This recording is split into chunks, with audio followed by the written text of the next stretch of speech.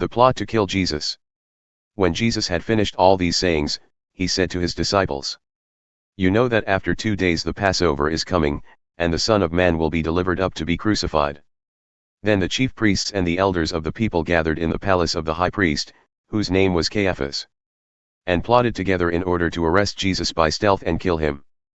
But they said, "Not during the feast, lest there be an uproar among the people." Jesus anointed at Bethany. Now when Jesus was at Bethany in the house of Simon the leper, a woman came up to him with an alabaster flask of very expensive ointment, and she poured it on his head as he reclined at table. And when the disciples saw it, they were indignant, saying, "Why this waste? For this could have been sold for a large sum and given to the poor." But Jesus, aware of this, said to them, "Why do you trouble the woman? For she has done a beautiful thing to me. For you always have the poor with you, but you will not always have me. In pouring this ointment on my body, she has done it to prepare me for burial. Truly, I say to you, wherever this gospel is proclaimed in the whole world, what she has done will also be told in memory of her." Judas to betray Jesus. Then one of the 12, whose name was Judas Iscariot, went to the chief priests, and said, "What will you give me if I deliver him over to you?" And they paid him 30 pieces of silver. And from that moment he sought an opportunity to betray him. The Passover with the disciples. Now on the first day of unleavened bread the disciples came to Jesus, saying, "Where will you have us prepare for you to eat the Passover?" He said, "Go into the city to a certain man and say to him, the teacher says, my time is at hand. I will keep the Passover at your house with my disciples." And the disciples did as Jesus had directed them, and they prepared the Passover. When it was evening, he reclined at table with the 12. And as they were eating, he said, "Truly, I say to you, one of you will betray me." And they were very sorrowful and began to say to him one after another, "Is it I, Lord?" He answered, "He who has dipped his hand in the dish with me will betray me.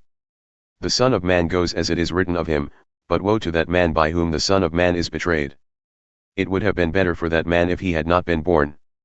Judas, who would betray him, answered, "Is it I, Rabbi?" He said to him, "You have said so." Institution of the Lord's Supper. Now as they were eating, Jesus took bread, and after blessing it broke it and gave it to the disciples, and said, "Take, eat, this is my body." And he took a cup, and when he had given thanks he gave it to them, saying, "Drink of it, all of you. For this is my blood of the covenant, which is poured out for many for the forgiveness of sins. I tell you I will not drink again of this fruit of the vine until that day when I drink it new with you in my Father's kingdom." Jesus foretells Peter's denial. And when they had sung a hymn, they went out to the Mount of Olives. Then Jesus said to them, "You will all fall away because of me this night. For it is written, I will strike the shepherd, and the sheep of the flock will be scattered. But after I am raised up, I will go before you to Galilee." Peter answered him, "Though they all fall away because of you, I will never fall away." Jesus said to him, "Truly, I tell you, this very night, before the rooster crows, you will deny me 3 times. Peter said to him, "Even if I must die with you, I will not deny you." And all the disciples said the same. Jesus prays in Gethsemane. Then Jesus went with them to a place called Gethsemane, and he said to his disciples, "Sit here, while I go over there and pray." And taking with him Peter and the 2 sons of Zebedee, he began to be sorrowful and troubled.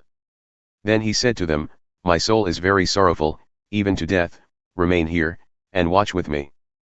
And going a little farther he fell on his face and prayed, saying, "My Father, if it be possible, let this cup pass from me, nevertheless, not as I will, but as you will."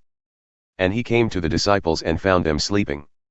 And he said to Peter, "So, could you not watch with me 1 hour? Watch and pray that you may not enter into temptation. The spirit indeed is willing, but the flesh is weak." Again, for the second time, he went away and prayed, "My Father, if this cannot pass unless I drink it, your will be done." And again he came and found them sleeping, for their eyes were heavy. So, leaving them again, he went away and prayed for the 3rd time, saying the same words again. Then he came to the disciples and said to them, "Sleep and take your rest later on. See, the hour is at hand, and the Son of Man is betrayed into the hands of sinners. Rise, let us be going, see, my betrayer is at hand." Betrayal and arrest of Jesus. While he was still speaking, Judas came, one of the 12, and with him a great crowd with swords and clubs, from the chief priests and the elders of the people. Now the betrayer had given them a sign, saying, "The one I will kiss is the man, seize him." And he came up to Jesus at once and said, "Greetings, Rabbi." And he kissed him. Jesus said to him, "Friend, do what you came to do." Then they came up and laid hands on Jesus and seized him. And behold, one of those who were with Jesus stretched out his hand and drew his sword and struck the servant of the high priest and cut off his ear. Then Jesus said to him, "Put your sword back into its place. For all who take the sword will perish by the sword. Do you think that I cannot appeal to my Father, and he will at once send me more than 12 legions of angels? But how then should the scriptures be fulfilled, that it must be so?" At that hour Jesus said to the crowds, "Have you come out as against a robber, with swords and clubs to capture me? Day after day I sat in the temple teaching, and you did not seize me. But all this has taken place that the scriptures of the prophets might be fulfilled." Then all the disciples left him and fled. Jesus before Caiaphas and the council. Then those who had seized Jesus led him to Caiaphas the high priest, where the scribes and the elders had gathered. And Peter was following him at a distance, as far as the courtyard of the high priest, and going inside he sat with the guards to see the end. Now the chief priests and the whole council were seeking false testimony against Jesus that they might put him to death. But they found none, though many false witnesses came forward. At last 2 came forward, and said, "This man said, I am able to destroy the temple of God, and to rebuild it in 3 days." And the high priest stood up and said, "Have you no answer to make? What is it that these men testify against you?" But Jesus remained silent. And the high priest said to him, "I adjure you by the living God, tell us if you are the Christ, the Son of God." Jesus said to him, "You have said so. But I tell you, from now on you will see the Son of Man seated at the right hand of power and coming on the clouds of heaven."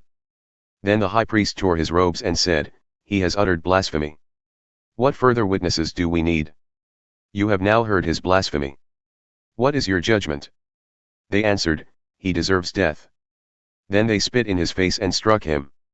And some slapped him, saying, "Prophesy to us, you Christ. Who is it that struck you?"